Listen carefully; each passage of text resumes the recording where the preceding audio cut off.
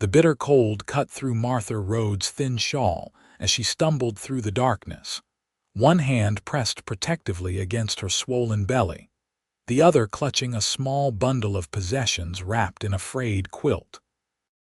The moon hung high above the Montana Territory, casting just enough light for her to make out the silhouettes of distant mountains against the night sky.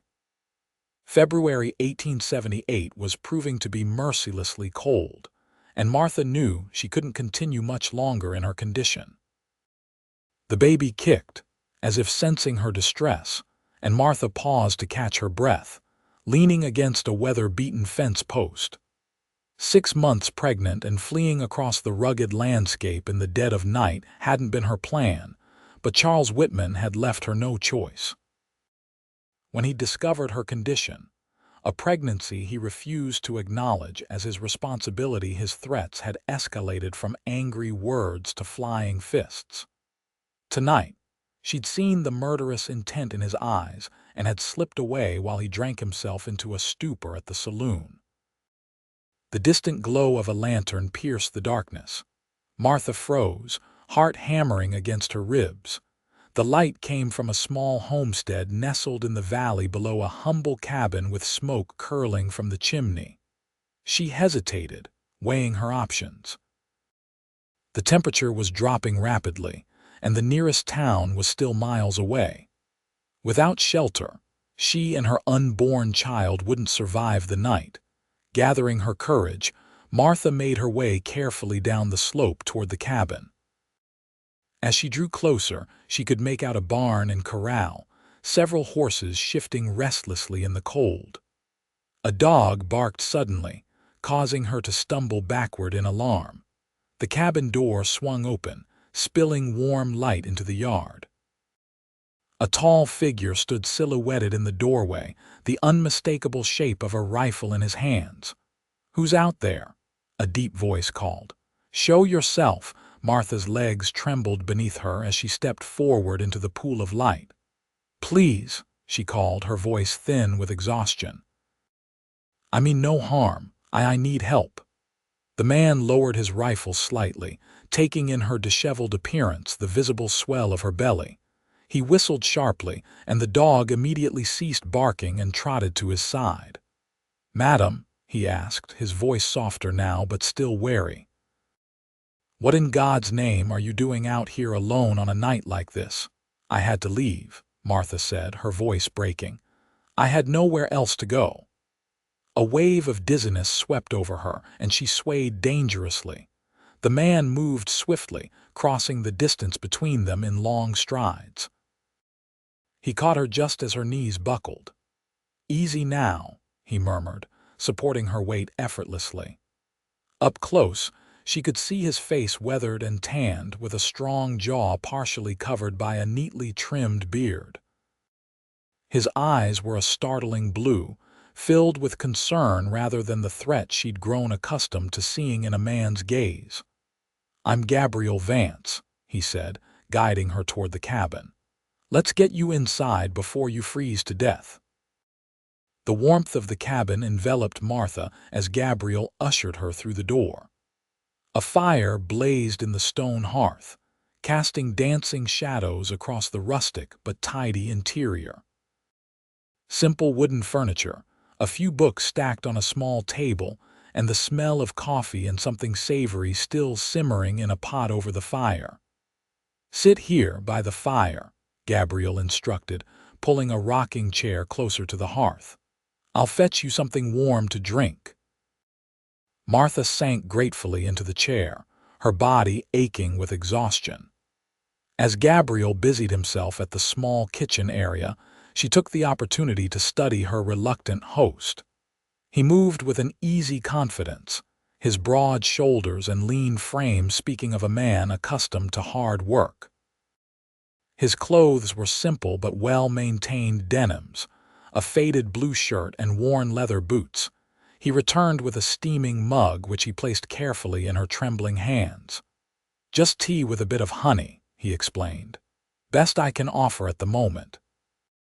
The warmth of the mug seeped into her cold fingers, and Martha took a cautious sip.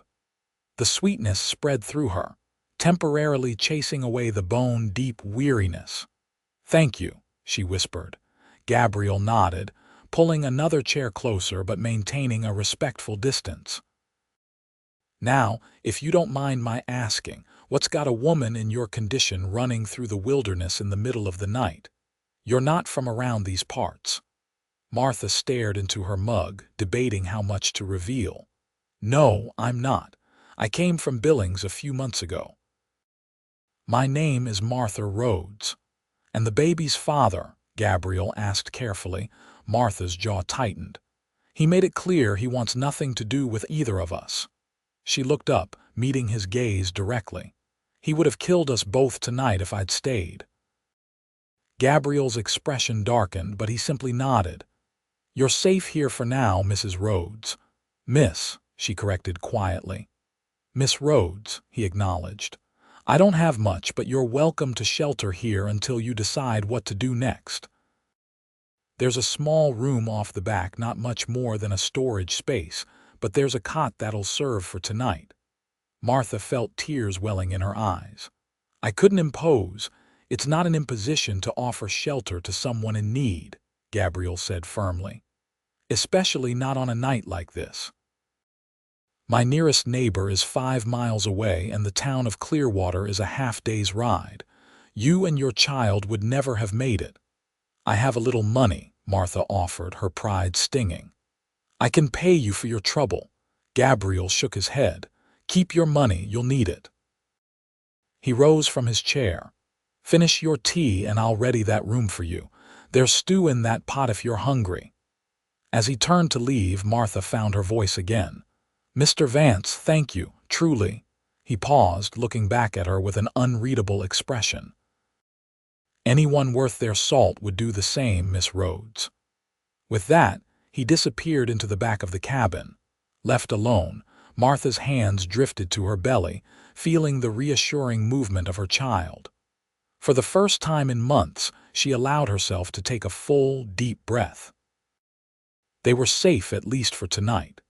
Gabriel Vance worked quietly in the small back room, clearing out crates of supplies and laying fresh linens on the narrow cot.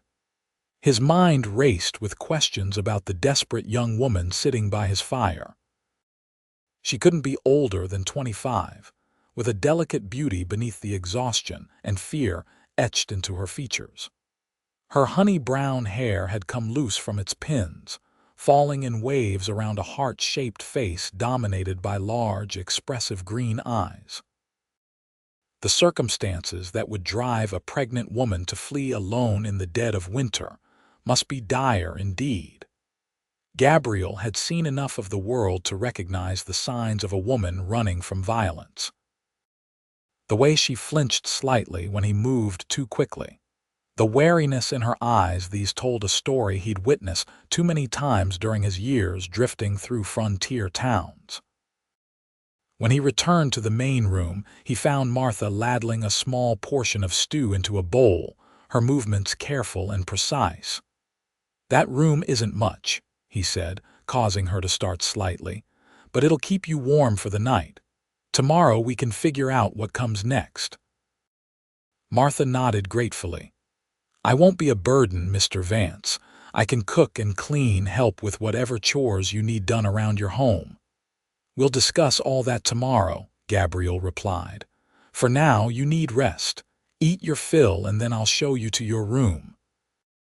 Martha ate slowly, savoring each bite of the hearty venison stew. Gabriel busied himself with small tasks around the cabin, giving her space while staying close enough should she need anything. He noticed how she kept one hand protectively over her belly, how her eyes occasionally darted to the windows as if expecting someone to appear. When she had finished eating, Gabriel showed her to the small room he had prepared.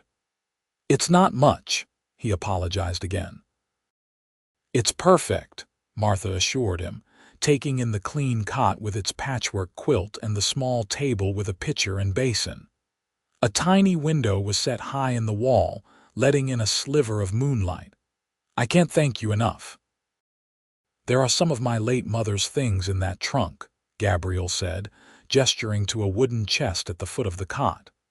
"You're welcome to anything that might fit or be useful. I'll leave you to rest now.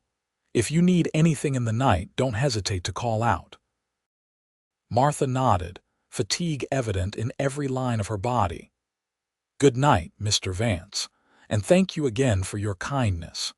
Gabriel left her then, closing the door softly behind him. He settled into his own bed in the main room of the cabin, but sleep eluded him. His thoughts kept returning to the pregnant woman and the circumstances that had brought her to his door. In the morning, he would need to make decisions about how best to help her and whether it was safe for her to stay. Outside, the wind howled around the eaves of the cabin, and snow began to fall in earnest.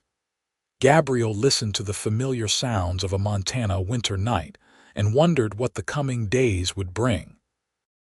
Morning came with brilliant sunshine reflecting off fresh snow, the storm having blown itself out sometime before dawn. Gabriel had been awake for hours, having slept fitfully. He had tended to the animals, brought in more firewood, and had coffee brewing before he heard movement from the small back room. Martha emerged looking somewhat refreshed despite the circumstances. She had found a simple blue dress in the trunk, slightly large but serviceable, and had arranged her hair in a neat braid. Her eyes were clearer this morning, though still shadowed with worry. "Good morning, Mr. Vance," she said softly. "I hope I haven't overslept." Gabriel shook his head. "No, madam. Coffee's hot if you'd like some." He gestured to the pot warming on the stove. "There's bread and preserves for breakfast. Nothing fancy, I'm afraid." "That sounds wonderful," Martha said with genuine gratitude. She moved to the stove and poured herself a cup of coffee, adding a small spoonful of sugar from the bowl Gabriel indicated. They ate breakfast in companionable silence, the morning light streaming through the cabin's windows. Finally, Gabriel cleared his throat. "Miss Rhoades, I need to ask what your plans might be.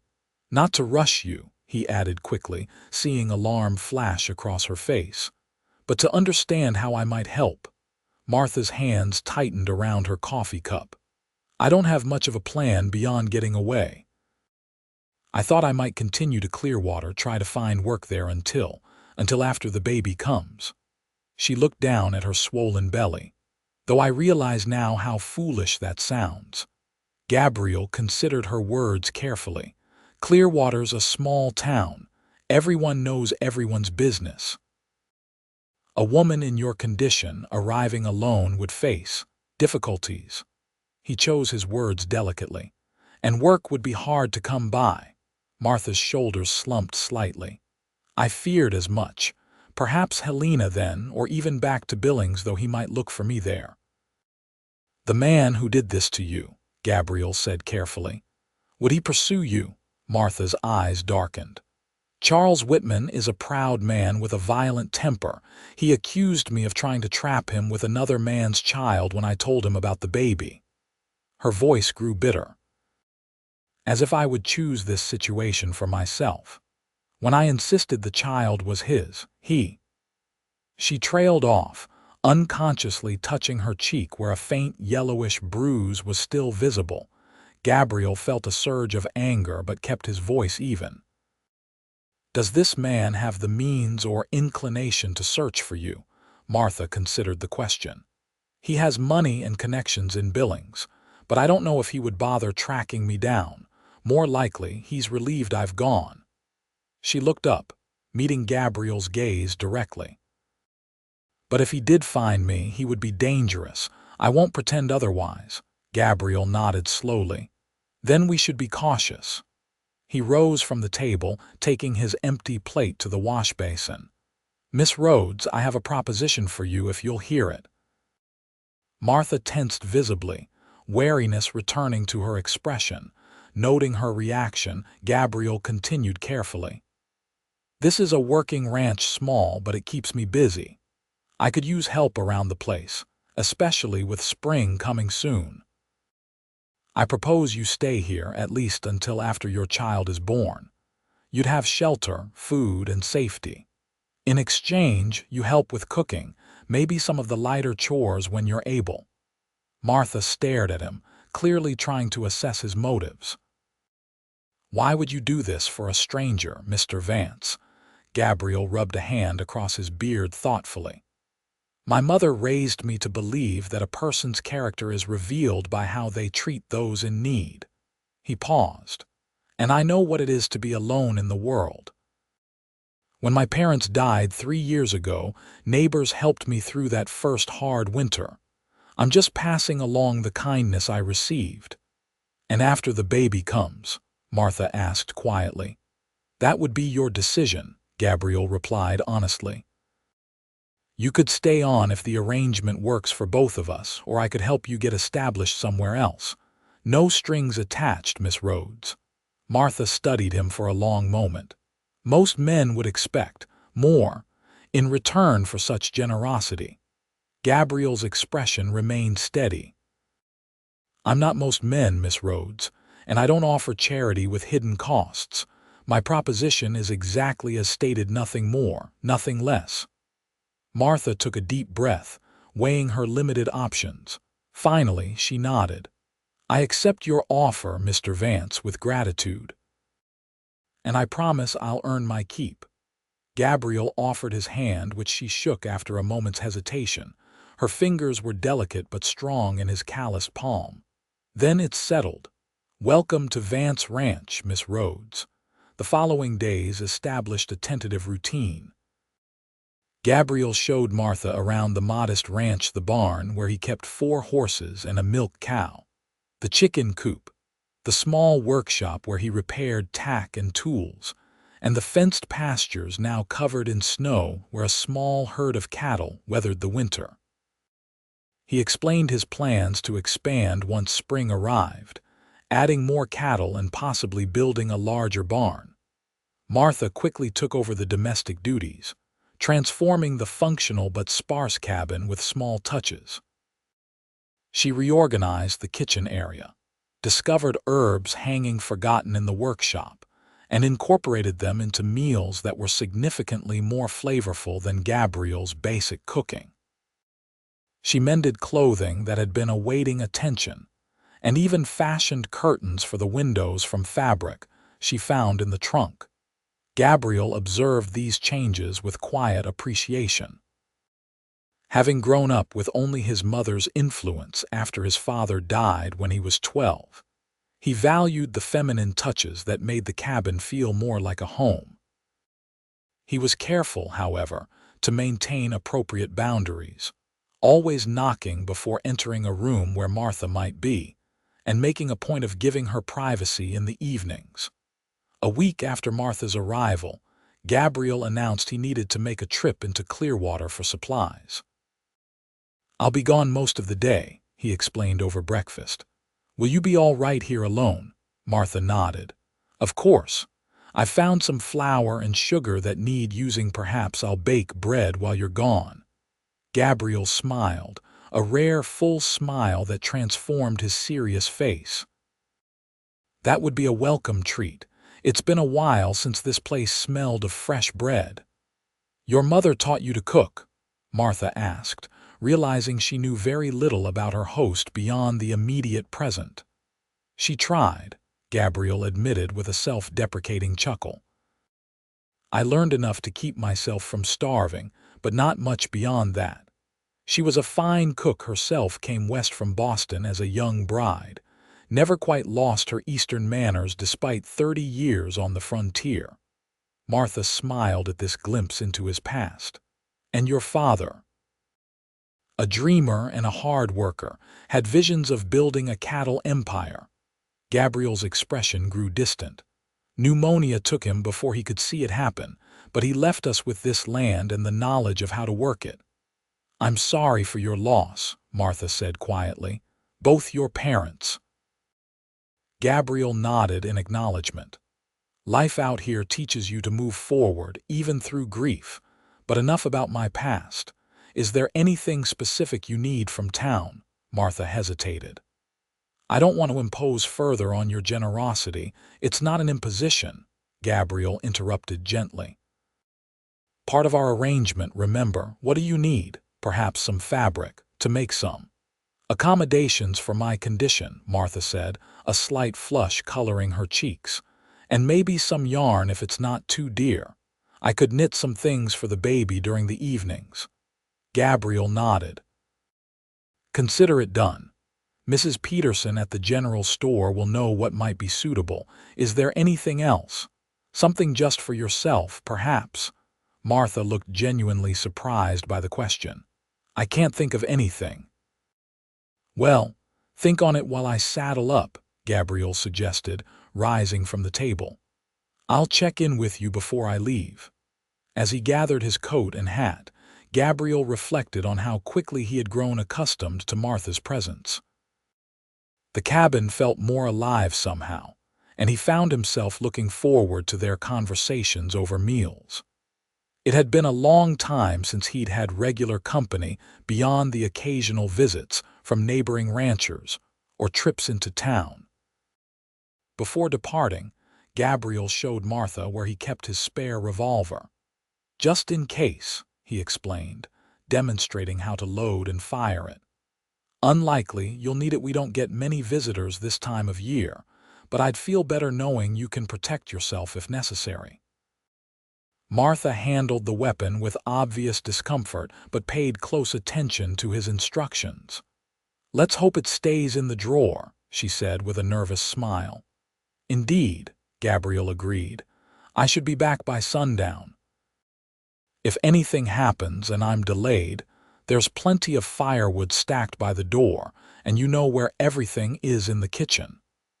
As he mounted his sturdy buckskin gelding, Gabriel found himself reluctant to leave. Martha stood in the doorway, her pregnancy more evident in the daylight, one hand resting protectively on her belly as it had become her habit to do. The morning sun caught in her hair, bringing out golden highlights in the brown waves. Safe travels, Mr. Vance, she called as he turned his horse toward the trail that would take him to town. I'll be back before you know it, Miss Rhoades, he replied, tipping his hat before urging his mount into a trot. The ride to Clearwater took just over 3 hours at a steady pace. The town itself was modest, a single main street with wooden buildings on either side, including a general store, saloon, small hotel, blacksmith, and a few other businesses. Riders and wagons moved through the muddy street, and Gabriel acknowledged several familiar faces with a nod as he tied his horse outside the general store. The bell above the door jingled as he entered, and Mrs. Peterson looked up from where she was arranging bolts of fabric. Gabriel Vance. Haven't seen you in town for nearly a month. Beginning to think you'd hibernated for the winter. The plump, gray-haired shopkeeper greeted him warmly. Just busy with the ranch, Mrs. Peterson, Gabriel replied with a small smile. And the snowfalls kept me close to home. Well, you're a sight for sore eyes. What can I get for you today? She asked, moving behind the counter. Gabriel handed her a list. The usual supplies plus a few extras. Mrs. Peterson's eyebrows raised slightly as she read through the items. Fabric for women's clothes, yarn, knitting needles. Her curious eyes fixed on Gabriel's face. Something you want to tell me, young man? Gabriel maintained his composure, though he'd anticipated this reaction. In a town the size of Clearwater, any deviation from normal patterns sparked immediate interest. I've taken on some help at the ranch, he said carefully. A young widow passing through needed work. I offered her room and board in exchange for cooking and housekeeping. Mrs. Peterson's expression turned knowing. A widow, is it? And does this widow have a name, Mrs. Rhoades, Gabriel answered, using the title Martha hadn't claimed but which would offer her some protection from gossip. She's expecting a child in a few months. Her husband died on the journey west, and she found herself without means or family to turn to. The partial truth came easily, and Gabriel felt only a twinge of guilt at the fabrication. Better a fictional dead husband than the truth that would brand Martha as ruined in the eyes of frontier society. Mrs. Peterson's expression softened immediately. Poor dear, that's a hard situation indeed. Well, I'm not surprised you'd offer help always were your mother's son in that regard. She began gathering the items on his list. I'll add some patterns for baby clothes, no charge, and there's a new shipment of dried fruits just in, might be good for a woman in her condition. Thank you, Mrs. Peterson, Gabriel said sincerely. I appreciate your discretion as well. Mrs. Rhoades is a private person still grieving her loss. The shopkeeper nodded in understanding. Of course, though you might want to bring her to services come Sunday. Reverend Michaels always has kind words for those suffering, and it would help establish her as a respectable widow in town's eyes. Gabriel hadn't considered this angle but recognized the wisdom in it. I'll suggest it to her, he promised. After completing his purchases and arranging for the heavier items to be delivered the following week, Gabriel visited the blacksmith to discuss shoeing his horses once the weather improved. He deliberately stopped by the saloon for a quick meal and drink, knowing his presence there would be noted and would help establish the routine nature of his visit to town. As he prepared to leave Clearwater in the early afternoon, Sheriff Miller approached him on the street. Vance, the lawman greeted him with a nod. Got a minute? Gabriel paused, instantly alert. Of course, Sheriff. Something wrong? The older man adjusted his hat against the winter sun. Just keeping my ear to the ground. Had a visitor from Billings last week asking questions about strangers passing through, particularly a young woman traveling alone. Gabriel kept his expression neutral even as his pulse quickened. Oh, anyone in particular? Man didn't give many details, Sheriff Miller said, studying Gabriel's face. Just described a pretty brunette, mid-20s. Said she was his sister who'd run off after a family disagreement. Seemed mighty concerned about finding her. Did this man have a name? Gabriel asked, careful to keep his tone merely conversational. Charles Whitman, the sheriff replied. Well-dressed type, but something about him didn't sit right with me. Told him I hadn't seen anyone matching that description, which was true at the time. He paused meaningfully. Anything I should know about Vance? Gabriel considered his response carefully. Sheriff Miller was a fair man who took his duties seriously, including protecting the citizens in his jurisdiction. Actually, Sheriff, I've recently hired a widow to help around my place, Gabriel said, deciding a version of the truth was safest. Mrs. Martha Rhoades. She's expecting a child and needed work. Lost her husband on the trail west, as I understand it. The sheriff's eyes narrowed slightly. Rhoades, not Whitman. That's right, Gabriel confirmed. Though I suppose many women in difficult circumstances might be reluctant to share their full history with strangers. Sheriff Miller nodded slowly. This Whitman fellow didn't strike me as a concerned brother. Had a mean look about his eyes, the kind I've seen in men who view women as property. He sighed.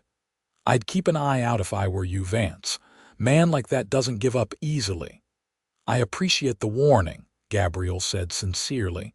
Mrs. Rhoades is under my protection now.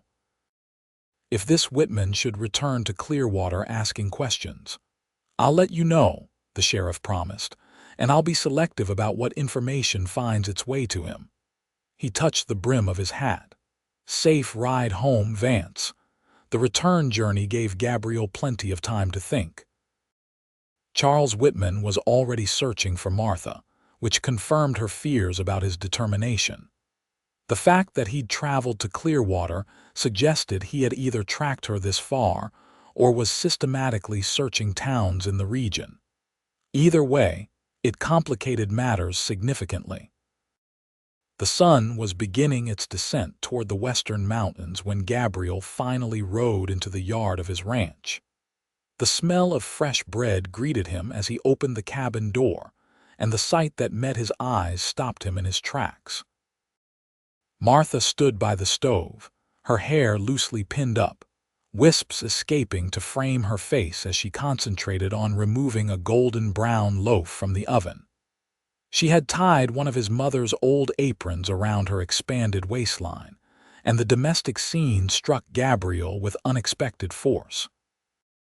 For a moment, he could almost believe this was truly his home, with his wife waiting for his return. The illusion shattered when Martha looked up and startled slightly at his presence. "Mr. Vance, I didn't hear you come in." Her smile was genuine but held the proper reserve of their arrangement. "You're back earlier than expected." Gabriel removed his hat, hanging it on the peg by the door.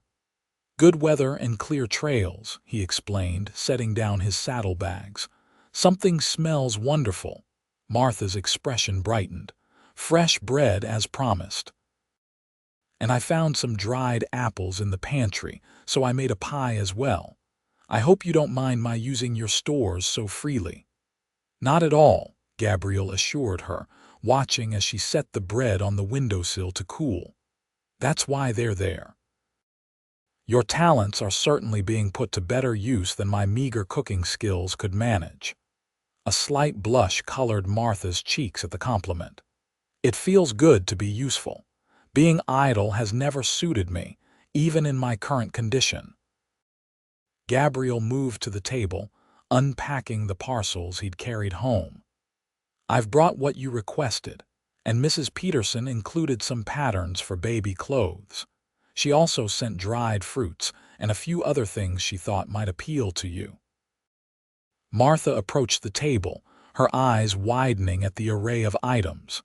"This is far more than I asked for," she said softly, fingering a length of soft blue fabric.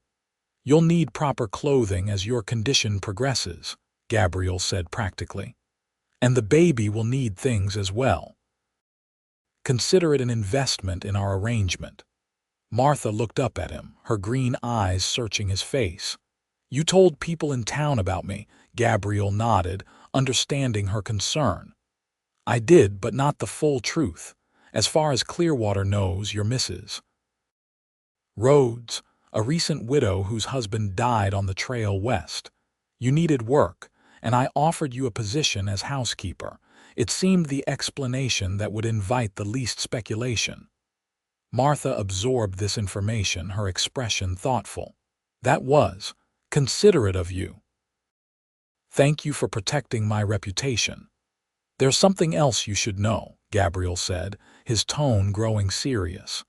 "Charles Whitman was in Clearwater last week, asking about a young woman matching your description." Martha paled visibly, one hand flying to her throat. He was here." "So close." Gabriel quickly moved to reassure her. "He's gone now, and the sheriff didn't give him any information. In fact, Sheriff Miller seemed suspicious of Whitman's motives." "He should be," Martha whispered. "Charles is not a man who accepts being denied what he considers his due." Her hands trembled slightly as she smoothed the fabric on the table. "What should we do?" "For now, we continue as we are," Gabriel said firmly. "You're safe here. The ranch is isolated enough that casual travelers wouldn't stumble upon it, and if Whitman should return to the area—" He hesitated, then continued, "I'll deal with him." Martha's eyes met his, and Gabriel saw both fear and determination there. "I won't bring danger to your door, Mr. Vance." "Perhaps I should move on, find somewhere more distant." "No," Gabriel interrupted, his voice gentler than his firm response. "Running again in your condition would be dangerous for both you and the child, and there's no guarantee you'd find help elsewhere." He paused, choosing his next words carefully. "I've offered you shelter, Miss Rhoades, and I stand by that offer. Whatever comes, we'll face it together." Martha studied him for a long moment, as if trying to understand this man who had so unexpectedly become her protector. Finally, she nodded. "Very well, Mr. Vance. I'll stay. But please know that if the situation becomes dangerous for you because of my presence, I won't hesitate to leave."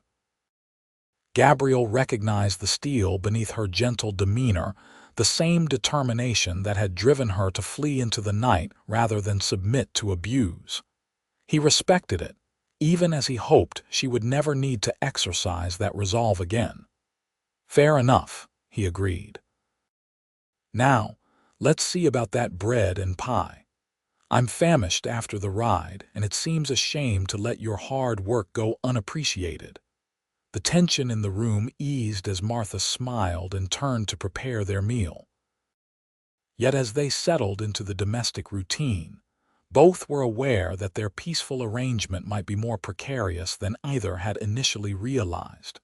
February gave way to March, bringing slightly warmer temperatures and the first hints of spring to the Montana landscape. The snow began to recede from the south-facing slopes, and the days gradually lengthened. Gabriel's workload increased as he prepared for spring calving and the necessary repairs around the ranch that the milder weather made possible.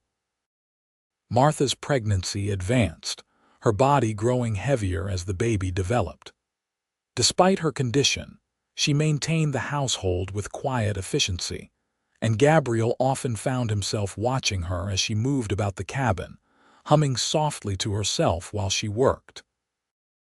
There was a grace to her movements, even as her gait became more awkward with the additional weight she carried. Their initial formality had gradually softened into a comfortable companionship. They still addressed each other as Mr. Vance and Miss Rhoades, but spoke more freely about their pasts and hopes for the future. In the evenings, Gabriel would often read aloud from one of his mother's books while Martha knitted tiny garments for her coming child. On a particularly mild Sunday in mid-March, Gabriel broached the subject of attending services in Clearwater. "The Reverend gives a decent sermon," he explained over breakfast, "and it might be good for you to meet some of the other women in the area. Mrs. Peterson has been asking after you." Martha looked uncertain. "Won't people be curious about me, about us?" Gabriel nodded honestly. "There will be questions, certainly, but establishing yourself as a respectable widow will provide protection, and the women of Clearwater are generally kind-hearted. You might find friends among them." Martha considered this as she poured more coffee for both of them, a habit she'd developed over their weeks together. "I suppose you're right, and I do miss attending church." She smiled ruefully. "Though I'm not sure I have anything appropriate to wear for services. Mrs. Peterson sent a pattern for a maternity dress," Gabriel reminded her. "There's still that dark green fabric we haven't used. Would that suffice?" Martha nodded, pleased that he'd remembered. "Yes, I could finish it by next Sunday if I start today." And so the decision was made. Throughout the week, Martha worked on her new dress, making adjustments to accommodate her growing belly. Gabriel found himself looking forward to the outing more than usual, pleased at the prospect of introducing Martha to the community that had supported him after his parents' deaths. The following Sunday dawned clear and surprisingly warm for March. Gabriel hitched the wagon rather than riding horseback, knowing Martha would be more comfortable with the smoother conveyance. When she emerged from her room in the new green dress, her hair arranged neatly beneath a modest bonnet he recognized as one of his mother's, Gabriel felt an unexpected tightness in his chest. "You look lovely, Miss Rhoades," he said sincerely. Martha smoothed the fabric of her dress self-consciously. "Thank you. It feels good to be properly dressed again." She glanced up at him, noting his clean-shaven face and best shirt. "You look quite handsome yourself, Mr. Vance." The journey to Clearwater took longer by wagon, but provided an opportunity for Martha to see more of the surrounding country. Gabriel pointed out landmarks and neighboring properties, explaining the history of the settlement and his family's place in it. "My father was among the first ranchers to establish in this valley," he told her as they passed a small cemetery on a hillside overlooking the town. "That's where my parents are buried. Mother always said she wanted a view of the mountains in her final resting place." Martha's eyes lingered on the small collection of markers. "They'd be proud of what you've done with the ranch," she said quietly, "carrying on their legacy." Gabriel glanced at her, struck by the simple statement that somehow eased a weight he'd carried since his mother's passing. "I hope so," he replied softly. The streets of Clearwater were busier than usual, with families making their way to the white-painted church at the edge of town. Gabriel helped Martha down from the wagon, conscious of the curious glances directed their way. He offered his arm, which she accepted gratefully, and they walked toward the church entrance. Reverend Michaels greeted them at the door, his weathered face creasing into a warm smile. "Gabriel Vance, good to see you, son, and this must be Mrs. Rhoades." He extended his hand to Martha. "Mrs. Peterson told me about your situation. Please know you're most welcome in our congregation." Martha smiled shyly, shaking his hand. "Thank you, Reverend. It's kind of you to welcome a stranger so readily." "No strangers in God's house," the Reverend replied kindly. "Just family we haven't properly met yet." Inside, Gabriel led Martha to a pew near the back, nodding to familiar faces as they passed. He was acutely aware of the whispers and glances, though most seemed more curious than judgmental. Mrs. Peterson bustled over before the service began, introducing Martha to several women in the congregation. Gabriel watched with satisfaction as Martha was drawn into conversation, her initial nervousness giving way to her natural warmth. The service itself was simple but heartfelt. Reverend Michaels spoke of community and supporting one another through hardship, a message that seemed particularly appropriate. When it came time for the hymns, Gabriel was surprised to discover that Martha had a clear, sweet singing voice. She caught his glance during one of the songs and smiled, a genuine expression of contentment that transformed her face. After the service, several families approached to introduce themselves. Gabriel maintained the story they had agreed upon, that Martha was a recent widow making a new start, while allowing her to share as much or as little additional detail as she felt comfortable with. To his relief, the community responded with sympathy and offers of assistance. "You must come to our quilting circle," Mrs. Miller, the sheriff's wife, insisted. "We meet every Thursday afternoon. Several of us have raised children here. We'd be happy to share what we know about bringing a baby into the world on the frontier." Martha accepted the invitation graciously, though Gabriel noticed a shadow cross her face at the mention of childbirth. He realized belatedly that this was likely a source of considerable anxiety for her, facing the prospect alone in an unfamiliar place. As they prepared to leave, Sheriff Miller approached them, tipping his hat respectfully to Martha before addressing Gabriel. "A word, Vance, if you don't mind," Gabriel nodded, turning to Martha. "I'll just be a moment. The wagon's right there if you'd like to wait." When they were out of earshot, the sheriff's expression grew serious.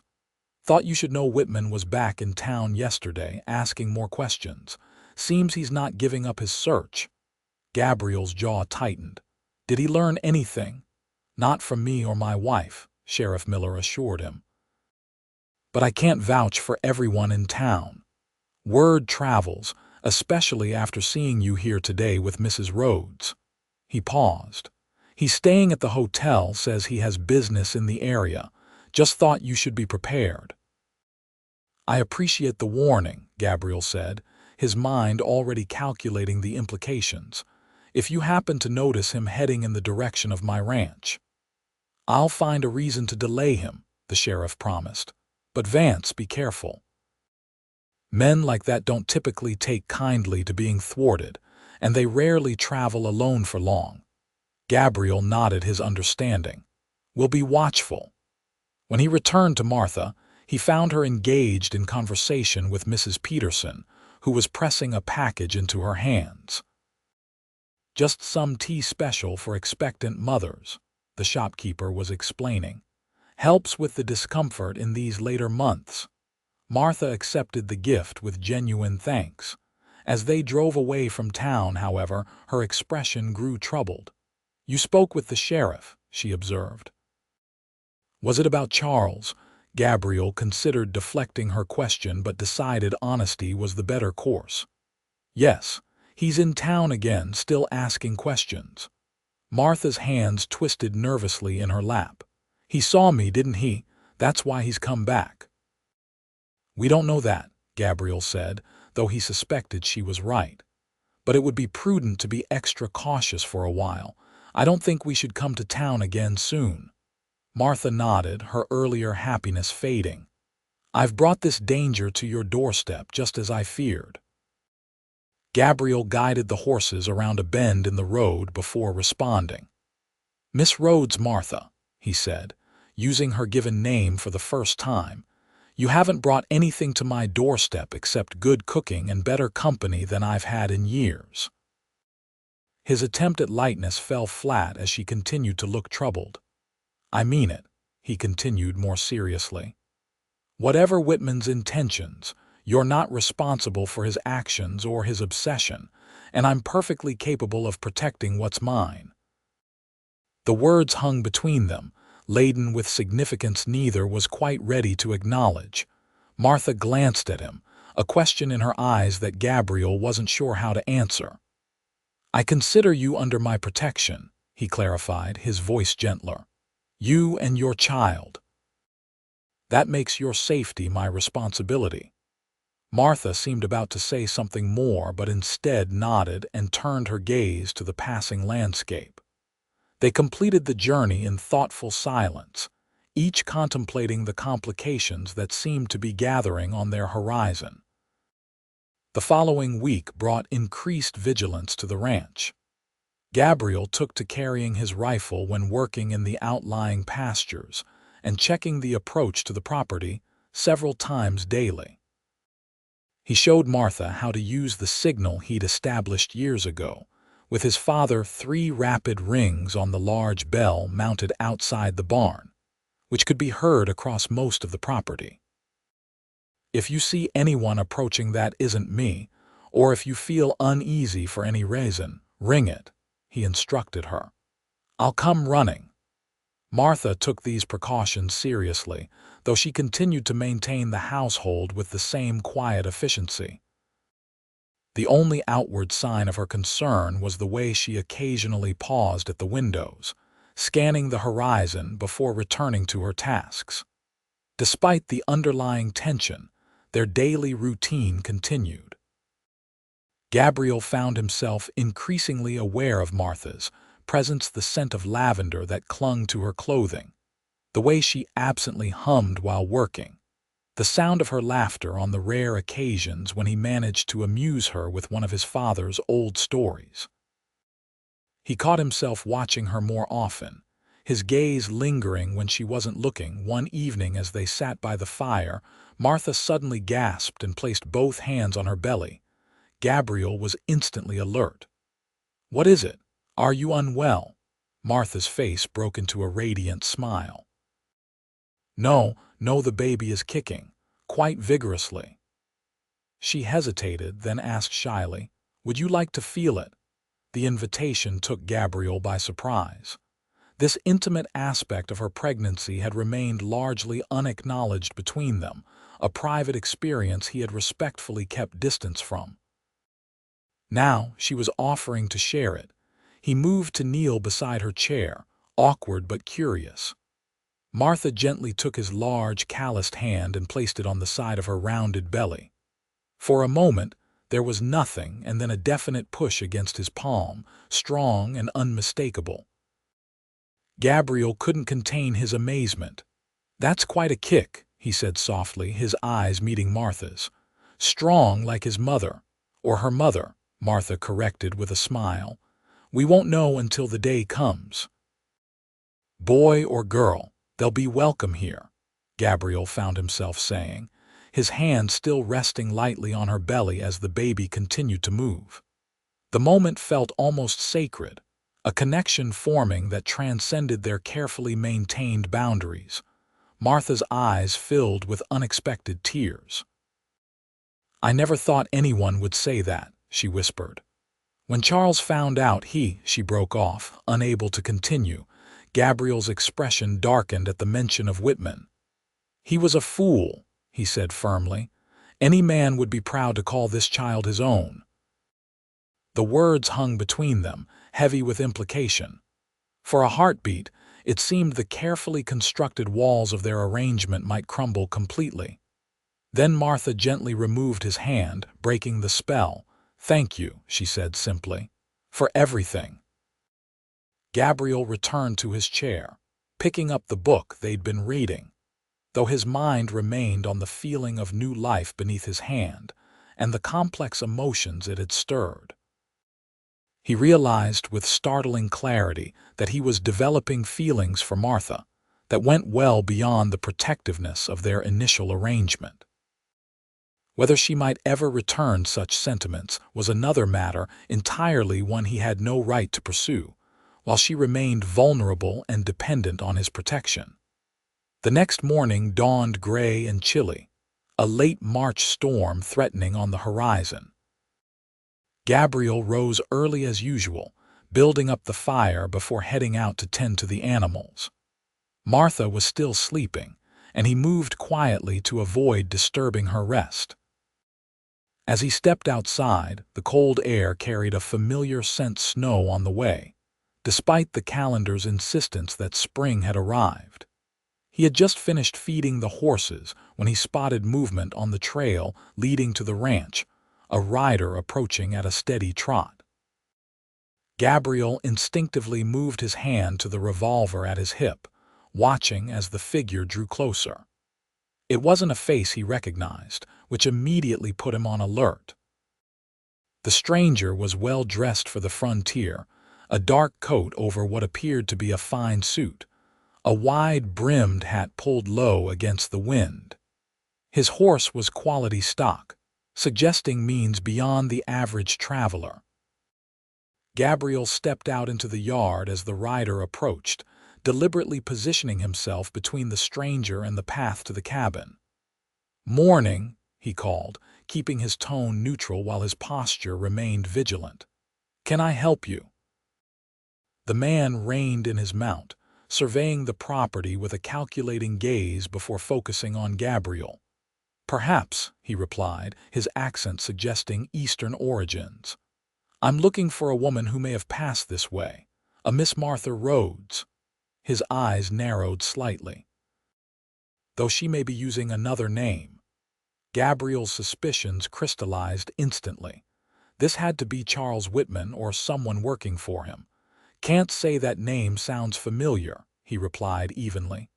"Not many travelers come this way, especially not women alone." The man's lips curved into a thin smile that didn't reach his eyes. "Indeed. That's curious. I have reliable information that she was seen in the company of a rancher matching your description in Clearwater just days ago." Gabriel maintained his composure, though inwardly he cursed the speed of small-town gossip. "I believe you're mistaken, sir. My housekeeper is a widow, Mrs. Rhoades, who I employed recently. Perhaps that's who you've heard about." "A widow," the man repeated skeptically. "How convenient." He dismounted smoothly, tethering his horse to the hitching post without asking permission. "I'd like to speak with this widow if you don't mind. I suspect she and I have much to discuss." Gabriel didn't move from his position. "And you are?" "Charles Whitman," the man confirmed Gabriel's suspicion. "I've been searching for Martha for some time. She left rather abruptly, you see, family concerns." "If you're family, why would she run from you?" Gabriel asked directly. Whitman's expression hardened. "Our business is private." "I simply need to speak with her." "As I said, there's no Martha here," Gabriel insisted. "And my housekeeper isn't receiving visitors. She's in a delicate condition and needs her rest." Delicate condition, Whitman repeated, a dangerous edge entering his voice. So the whore is still carrying it. Gabriel's hand tightened on his revolver. I'd watch your language on my property, Whitman, and I'd suggest you leave now, before this becomes unpleasant. Whitman took a step forward, his own hand drifting toward his coat. I'm not leaving without what's mine, Cowboy. That includes the woman and whatever bastard she's carrying. Before either man could make another move, the cabin door opened, and Martha appeared on the porch, wrapped in a shawl against the morning chill. She froze at the sight of Whitman, her face draining of color. "Martha," Whitman called, a victorious smile spreading across his face. "There you are, my dear. You've led me on quite a chase." Gabriel moved instantly, placing himself more firmly between Whitman and the cabin. "Get back inside, Martha," he called without taking his eyes off the intruder. But Martha stood her ground, one hand protectively cradling her belly. "What do you want, Charles?" she asked, her voice remarkably steady despite the fear evident in her expression. "What's rightfully mine?" Whitman replied coldly. "You've embarrassed me, Martha." Running off, spreading lies about the child's parentage. It's time to come home and face the consequences of your actions. "The only lie was yours," Martha retorted, finding courage in her anger. "Denying your own child and threatening me when I told you the truth." Whitman's face darkened with rage. "You little—" He lunged forward, reaching for his concealed weapon. Gabriel drew his revolver in one fluid motion, cocking it as he aimed at Whitman's chest. "That's far enough," he warned. "The next step you take will be your last." Whitman halted, eyeing the steady weapon in Gabriel's hand. "You're making a grave mistake," he said coldly. "Do you know who I am? I have connections throughout the territory. One word from me and your pathetic little ranch won't be worth the dirt it's built on." "Your connections won't help you if you're dead," Gabriel replied bluntly. "Now, you're going to get back on your horse and ride out of here. Don't come back." Whitman's eyes shifted between Gabriel's unwavering gun and Martha's defiant stance. For a moment it seemed he might risk the confrontation. Then, with calculated deliberation, he stepped back. "This isn't over," he warned, mounting his horse. "She's carrying my child and I'll have what's mine. No backwoods rancher is going to stand in my way." "The child is mine," Martha called suddenly, her voice ringing clear in the cold morning air. "Mine alone. You forfeited any claim when you raised your hand to me and threatened our lives." Her face was pale but determined. "I'd rather die than return with you, Charles. Remember that before you consider returning." Whitman's expression twisted with fury, but he recognized the tactical disadvantage of his position. With a final venomous glare, he wheeled his horse around and galloped away, leaving a cloud of dust in his wake. Gabriel maintained his vigilant stance until Whitman disappeared from view, then hurried to Martha, who had begun to tremble violently now that the immediate danger had passed. "Are you all right?" he asked urgently, guiding her back inside the cabin. "He found me," she whispered, her voice breaking. "Just as I feared he would." Gabriel helped her to a chair near the fire, stoking the flames to drive away the chill. "He's gone for now," he assured her, though he harbored no illusions that Whitman would give up so easily. "But he'll be back and probably not alone next time." Martha nodded, pressing her hands against her face. "What should we do? He has money influence, if he's determined enough." Gabriel knelt beside her chair, gently taking her hands in his. "Martha, look at me," he said softly. When she raised her tear-filled eyes to his, he continued, "I promised you protection, and I meant it, but we need to consider our options carefully." "Options?" she repeated uncertainly. Gabriel took a deep breath, weighing his next words. "We could report Whitman's threats to Sheriff Miller, but the law can only do so much out here. Or—" He hesitated, then pressed on, We could make your status as Mrs. Rhoades official." Martha stared at him in confusion, then understanding dawned in her eyes. "You're proposing marriage as a solution to my problems." Put that way, it sounded coldly practical, and Gabriel winced. "Not exactly," he admitted. "I'm proposing marriage because I care for you, Martha, more than I expected to when I offered you shelter that night." He looked down at their joined hands. "I know it's sudden and perhaps unwelcome, given your experience. But as my wife, you'd have legal protection that a housekeeper doesn't. Whitman would have no claim on you or the child." Martha's eyes searched his face. "Is that the only reason?" she asked softly. Gabriel met her gaze directly. "No," he said honestly. "These past weeks, watching you make a place for yourself here, seeing your strength and courage, I've grown to admire you greatly, care for you in a way I didn't think possible again after losing my parents." He smiled slightly. "The truth is, the idea of you leaving once the baby arrives has become increasingly difficult to contemplate." Martha's expression softened, though uncertainty remained in her eyes. "Gabriel," she said, using his given name for the first time, "I can't deny I've felt something growing between us. But marriage, that's a lifelong commitment, not a solution to a temporary problem." "I understand that," Gabriel assured her, "and I wouldn't suggest it if I wasn't prepared for that commitment, but I won't pressure you either. It's your decision, and I'll respect whatever you choose." Martha was quiet for a long moment, considering his words. Finally, she spoke, her voice thoughtful. "I need time to think. This is unexpected." Gabriel nodded, releasing her hands and standing. "Of course, take all the time you need. Regardless of your answer, I'll still do everything in my power to keep you and the child safe." The rest of the day passed in a strange, suspended state. Gabriel busied himself with ranch work, remaining vigilant for Whitman's possible return while giving Martha space to consider his proposal. She stayed inside, moving quietly through her usual tasks, her expression contemplative. By evening, the promised storm had arrived, bringing heavy, wet snow that would likely keep even the most determined visitor at bay for at least a day or two. As they sat at dinner, Martha finally broke the thoughtful silence that had persisted between them. "I've been thinking about what you said," she began carefully, setting down her fork. "About marriage." Gabriel looked up, his heart suddenly pounding. "And," Martha met his gaze steadily, "before I give you my answer, I need to know something. If there were no Charles Whitman, no threat hanging over us, would you still want this? Would you still want me with another man's child?" The question struck at the heart of the matter, and Gabriel considered it with the seriousness it deserved.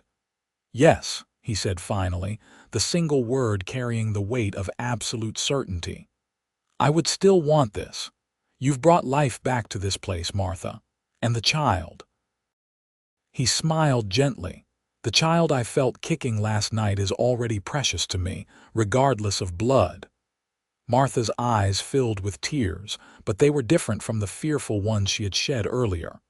"Then my answer is yes," she said softly. "I'll marry you, Gabriel Vance.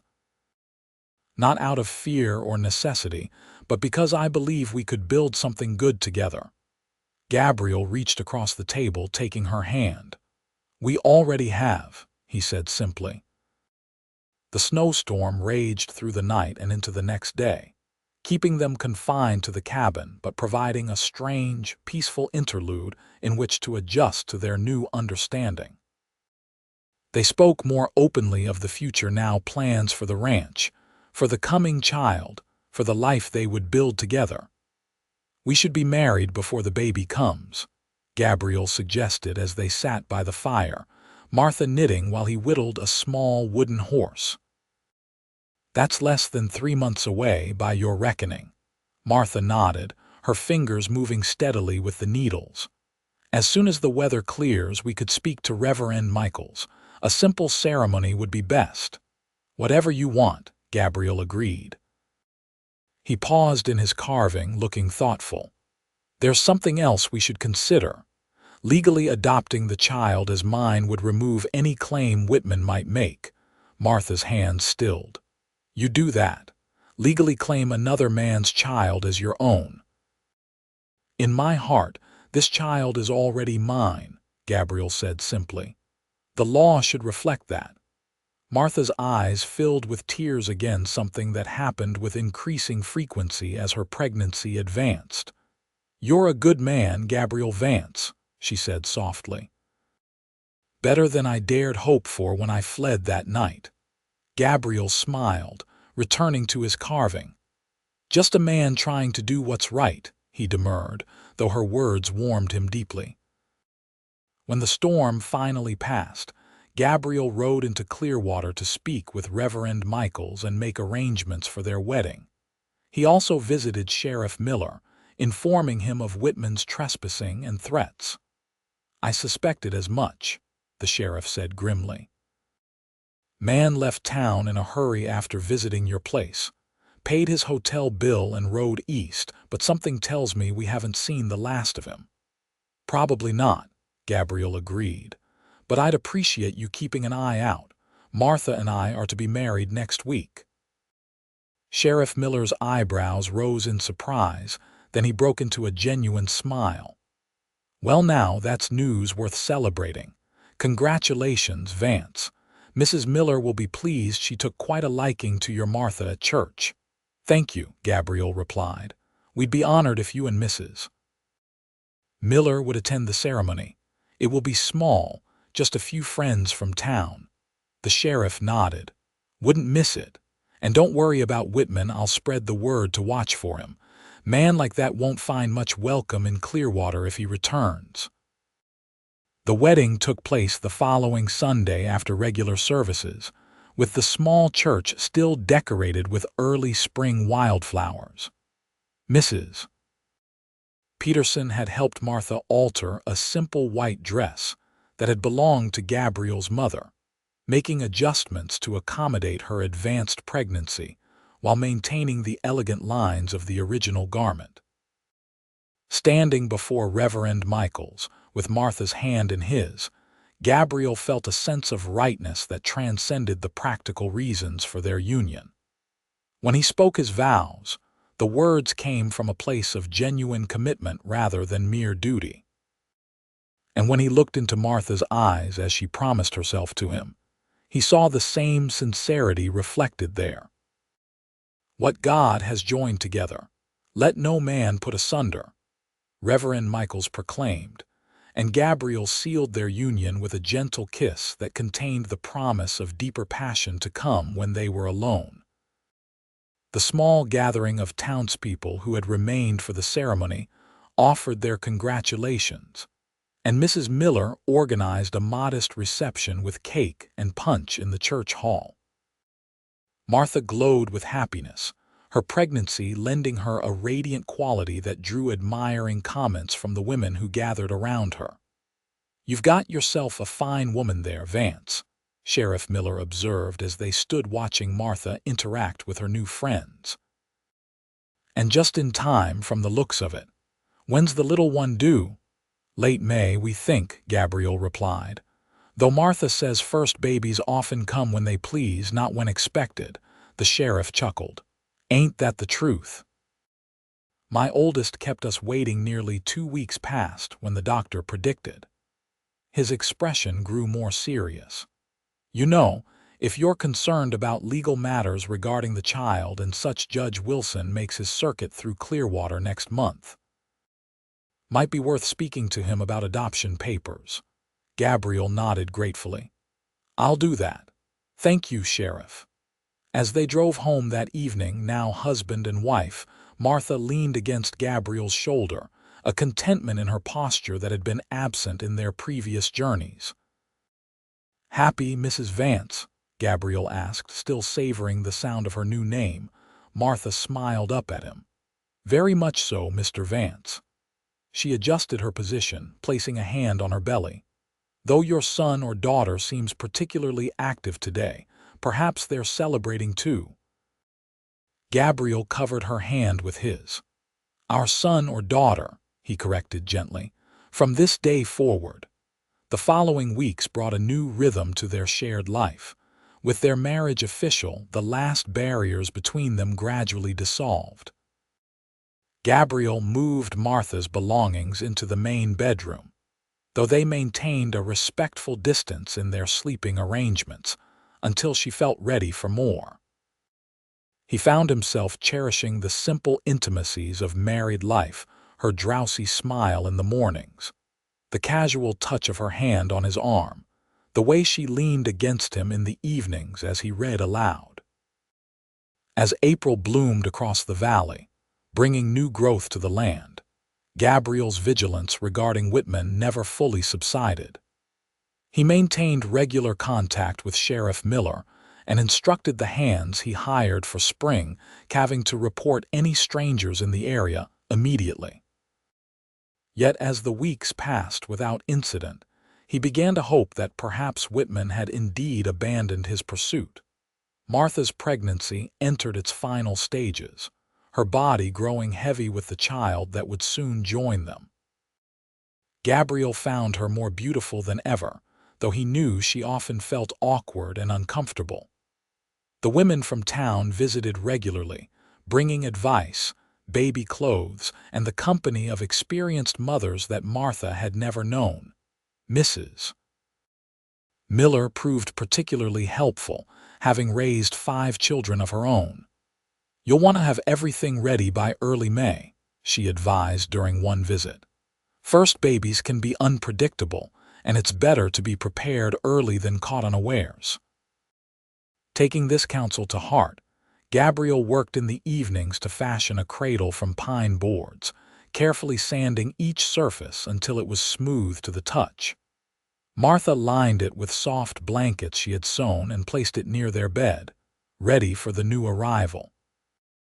One warm evening in late April, as they sat on the porch watching the sunset paint the western sky in brilliant oranges and pinks, Martha suddenly gasped and clutched Gabriel's hand.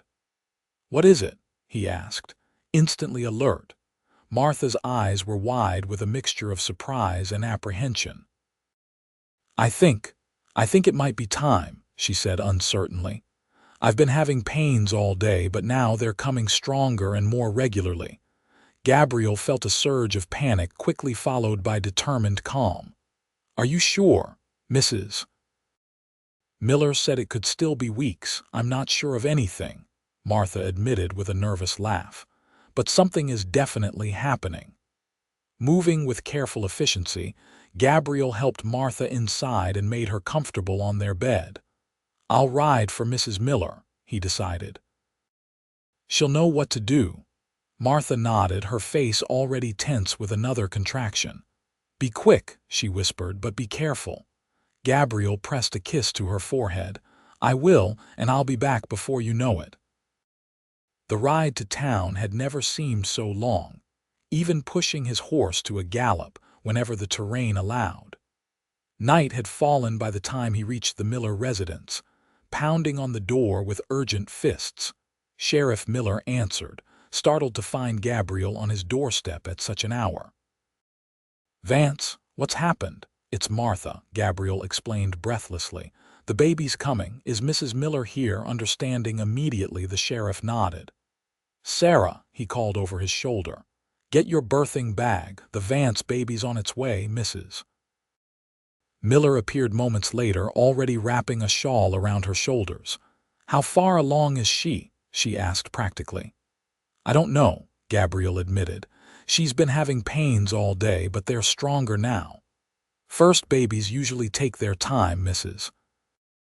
Miller assured him, gathering a worn leather bag that presumably contained her midwifery supplies. "We've got hours yet, most likely." To Gabriel's relief, the sheriff insisted on accompanying them. "I'll feel better knowing you've got an extra pair of hands out there," he explained, saddling his own horse while his wife settled into their small buggy. The return journey seemed even longer to Gabriel, though they made good time. His mind raced with worries. Was Martha all right alone? What if something went wrong before they returned? What if Whitman chose this moment to reappear? They found Martha still laboring in the bedroom, her face glistening with sweat but determination evident in her expression. "You came," she said gratefully as Mrs. Miller bustled into the room, already rolling up her sleeves. "Of course I came, child," the older woman said briskly. "Now, let's see how things are progressing." She turned to Gabriel and her husband. "You men make yourselves useful boiling water and tearing clean sheets into strips. And then stay out from underfoot unless I call for you." Gabriel hesitated, reluctant to leave Martha's side, but she nodded reassuringly. "Go on. I'm in good hands." The next several hours passed in a blur of activity and waiting. Gabriel and Sheriff Miller kept the fire stoked, water boiling, and followed Mrs. Miller's occasional instructions, delivered through the partially closed bedroom door. The sounds of Martha's labor increasingly intense as the night wore on tested Gabriel's resolve to remain calm. "First babies take time," Sheriff Miller reminded him as they sat at the kitchen table in the small hours of the morning, both nursing cups of strong coffee. "Sarah's brought dozens of little ones into this world. Your Martha's in the best hands possible." Gabriel nodded gratefully, though his eyes remained fixed on the bedroom door. "I never expected to feel like this," he admitted quietly. "So helpless, so terrified." The sheriff chuckled softly. "Welcome to fatherhood, Vance. That feeling never quite goes away even when they're grown." Finally, as dawn began to brighten the eastern sky, a new sound pierced the cabin, the thin, indignant wail of a newborn taking its first breath. Gabriel was on his feet instantly, hovering anxiously outside the bedroom door until Mrs. Miller appeared, her face tired but triumphant. "Congratulations, Mr. Vance," she said, wiping her hands on her apron. "You have a healthy son, and your wife is doing just fine." Gabriel felt his knees weaken with relief. "A son, Martha's all right, see for yourself," Mrs. Miller said, stepping aside to allow him entry. Martha lay propped against pillows, her face exhausted but radiant, a small bundle cradled in her arms. She looked up as Gabriel approached, tears of joy shining in her eyes. "Meet your son," she whispered as he sank onto the edge of the bed beside her. Gabriel gazed in wonder at the tiny face peeking from the blankets, red and wrinkled, with a tuft of dark hair plastered to his head. As if sensing his father's presence, the infant's eyes opened, revealing unfocused blue depths that seemed to look directly into Gabriel's soul. "He's perfect," Gabriel breathed, gently touching the baby's impossibly small hand. Tiny fingers immediately curled around his index finger with surprising strength. "Strong, like his mother." Martha smiled, leaning against Gabriel's shoulder.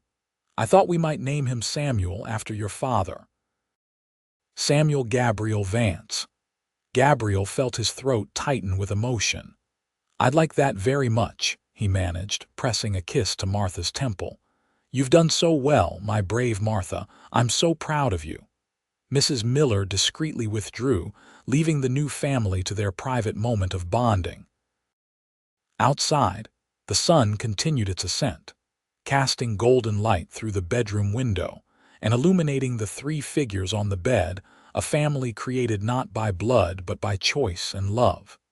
The news of Samuel Gabriel Vance's birth spread quickly through Clearwater and the surrounding homesteads. Visitors arrived over the following days, bringing gifts and well wishes for the new family. Martha recovered quickly from the birth, though Gabriel insisted she rest as much as possible, often taking baby Samuel for walks around the ranch to give her time to sleep. Judge Wilson's circuit court arrived in Clearwater as scheduled in mid-May, and Gabriel rode into town to file the formal adoption papers, legally recognizing Samuel as his son. The judge, a gruff but fair-minded man who had known Gabriel's parents, granted the petition without hesitation. "That makes it official," Gabriel told Martha when he returned home, showing her the signed documents. "Samuel is legally a Vance in the eyes of the law as well as in our hearts." Martha smiled, watching as Gabriel lifted their son from his cradle. "No one would question it anyway, looking at how he adores you already." It was true Samuel seemed particularly content in Gabriel's arms, often settling immediately when his father held him. Gabriel had taken to fatherhood with natural ease, never hesitating to change diapers or walk the floor with a fussy infant in the middle of the night. As spring gave way to summer, life settled into a new pattern around baby Samuel's needs. The ranch prospered under Gabriel's careful management, and Martha gradually resumed her household duties while caring for their son. Their marriage deepened with each passing week, physical intimacy, now, added to the emotional bond they had forged. The threat of Charles Whitman receded further into memory as months passed without any sign of him. Sheriff Miller reported that inquiries to contacts in Billings suggested Whitman had returned east after a business venture failed, apparently abandoning his pursuit of Martha and the child. "Perhaps he's truly gone," Martha ventured one evening as they sat on the porch, Samuel sleeping peacefully in her arms. The summer twilight stretched long across the valley, fireflies beginning their nightly dance over the meadow grasses. Gabriel nodded thoughtfully. "It seems so. The adoption papers are filed and recognized. Even if he returned, he'd have no legal claim on Samuel now."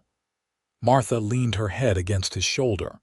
"I never imagined finding such peace when I fled that night," she said softly. "I was so afraid, so desperate.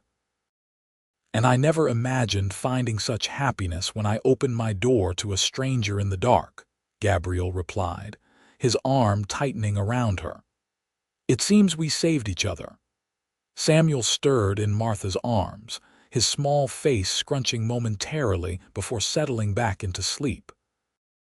They watched him in contented silence, the future stretching before them, a future built on choice rather than circumstance, on love rather than necessity. As darkness fell completely, Gabriel lit the lantern hanging from the porch beam, its golden glow creating a small circle of warmth against the vastness of the Montana night. Inside that circle sat a family that had found each other against all odds, a pregnant woman fleeing in the night, a cowboy who had offered shelter, and the child who had brought them together. The shelter had indeed become home, not just for Martha but for Gabriel as well. In opening his door to her that February night, he had unknowingly opened himself to possibilities he had never dared imagine: a wife, a child, a family to call his own. And Martha, in her desperate flight, had found not just temporary refuge but a lasting sanctuary where she and her child could flourish in safety and love. 5 years later, on a bright spring morning much like the day Samuel had been born, Martha stood in the doorway of their expanded cabin, watching as Gabriel taught their son to ride his first pony. Samuel, now a sturdy boy with his mother's green eyes and his father's determined jaw, sat proudly atop the gentle mare, his small hands gripping the reins exactly as Gabriel had shown him. Beside Martha, 3-year-old Emma Vance bounced excitedly, her dark curls so like her father's bobbing with each movement. "My turn next, Mama," she asked hopefully. Martha smiled down at her daughter, conceived in love during their 2nd year of marriage. "When you're a little bigger, sweetheart. For now you can watch your brother." Emma pouted momentarily, then brightened as Gabriel called out encouragement to Samuel, who was steering the pony in a careful circle. "Papa's the best rider," she declared with absolute certainty. "Yes, he is," Martha agreed, her heart full as she watched the man who had saved her that desperate night now patiently guiding their son. The years had been kind to them, the ranch had prospered. Their family had grown, and the love between them had deepened into something so essential she could scarcely remember life before Gabriel.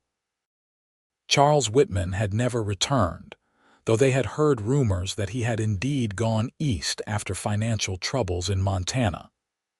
Whatever his reasons, his absence had allowed the wounds of Martha's past to heal completely, replaced by the joy of the present and the promise of the future. As if sensing her thoughts, Gabriel looked up, meeting her gaze across the yard. The love in his eyes, still that startling blue that had first caught her attention, was as clear and steady as it had been on their wedding day. He smiled, that rare, full smile that transformed his serious face and never failed to quicken her heart. "Mama, look," Samuel called proudly as he completed another circuit. "I'm riding all by myself." "I see you, darling," Martha called back. "You're doing wonderfully." In that moment, surrounded by the family she had never dared hope for, Martha felt the full circle of her journey. From the terrified young woman who had stumbled through the darkness, pregnant and alone, to the confident wife and mother she had become, each step had led her here, to this home, to these people who were her heart's true shelter. Gabriel led the pony back toward the cabin, lifting Samuel down with a proud embrace before swinging Emma up for her promised turn, just sitting on the gentle mare while he held her securely. "Happy?" he asked quietly as he came to stand beside Martha, one arm slipping naturally around her waist. Martha leaned into his strength, watching their children with contented eyes. "More than I ever thought possible," she answered truthfully. "This is everything I never knew to wish for." Gabriel pressed a kiss to her temple, his beard now flecked with a few strands of silver tickling her skin. "And to think it all began with a desperate knock on my door in the dead of winter." Martha smiled, remembering that night with perfect clarity, the fear, the uncertainty, the first glimpse of this good man who would become her everything. "Best decision I ever made," she said softly, "finding my way to you."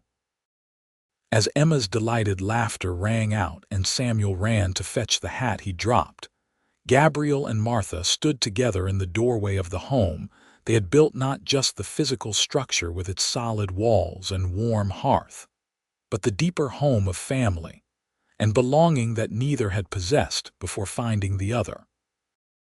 The shelter had become home, and the home had become the center of a life neither could have imagined that cold February night when their paths first crossed. It was a life built day by day, choice by choice, through hardship and joy, alike a testament to the power of compassion offered without expectation and courage found in the darkest moments. And as they moved forward together into that bright spring morning, the future stretched before them like the vast Montana sky, boundless with possibility and radiant with promise.